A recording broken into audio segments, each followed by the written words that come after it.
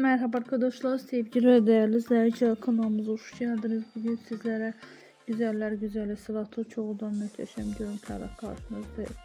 Sıla Türkoğlu'nun müteşem görüntülerine devamı gelmesini istiyorsanız da kanalımıza abone olmayı ve beğeni yapıp bol bol yorum kısmında yazmayı unutmayın. Hoşça kalın arkadaşlar, bizden bu kadar.